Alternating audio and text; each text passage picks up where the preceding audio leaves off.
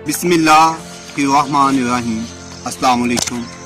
आज का जो मेरा मौजू है वो है चिड़िया की दानाई।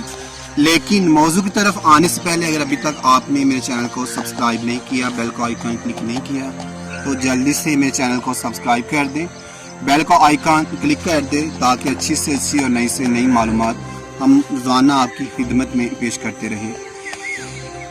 एक शिकारी ने बड़ी तरकीबों और मुश्किल के साथ एक खूबसूरत चिड़िया पकड़ी। जब वो चिड़िया जाल में फंस गई और आज़ाद होने की कोई सूरत ना पाई, तब चिड़िया शिकारी से कहने लगी, ए अक्लमंद इंसान, तू मुझ जैसी नन्ही सी चिड़िया को पकड़ कर क्या करेगा? मुझे फरोख्त करके भला तुझे क्या माल मिलेगा? मेरी बात सुन, अगर तू मुझे आज़ाद कर देगा तो मैं तुझे 3 ऐसी बेश बहा नसीहतें करूंगी जो हमेशा तेरे काम आएंगी। इनमें से पहली नसीहत तो तेरे हाथ पर बैठकर करूंगी। वो नसीहत ऐसी होगी जिसे सुनकर तेरा खून बढ़ जाएगा। दूसरी नसीहत दीवार पर बैठकर करूंगी जो आला दर्जे की होगी।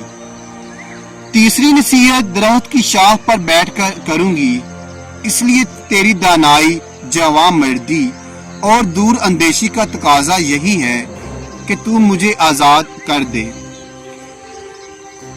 इन तीनों नसीहतों पर अमल करके तू दुनिया में बड़ा नाम पाएगा। शिकारी थोड़ी देर गौर करने के बाद राजी हो गया।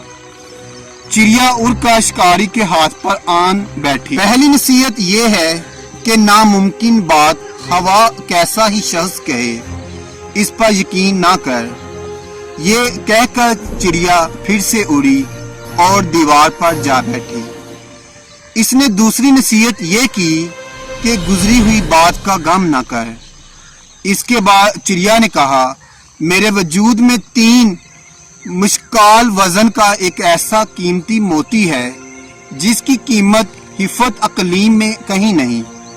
ये मोती पाकर तू और तेरी औलाद ऐशो इशरत से जिंदगी बसर करते, मगर अफसोस कि तूने मुझे आजाद करके ये बेशबहा मोती हाथ से खो दिया।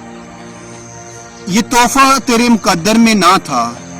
इतना सुनना था कि शिकारी रोने चिल्लाने और मातम करने लगा जैसे इसका कोई अजीज मर गया हो। बार बार ठंडी आहें भरता और सीना पेट कर कहता कि हाय, मैं तो बर्बाद हो गया। मुझ बेवकूफ ने ऐसी नादर चिड़िया को क्यों आजाद कर दिया? नन्ही सी जान ने मुझे हथेली में जन्नत की झलक दिखलाकर लूट लिया।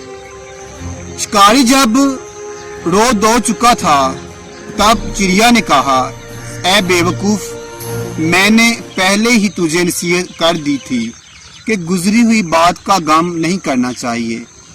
जब ये बात हो गई तो अफसोस किस बात का? दूसरा चिड़िया ने कहा, अरे नादान, तूने मेरी पहली बात गौर से सुनी ही नहीं थी। मैंने कहा था कि नामुमकिन बात का हरगिज यकीन करना ही नहीं चाहिए, हवा वो कैसी ही क्यों ना हो।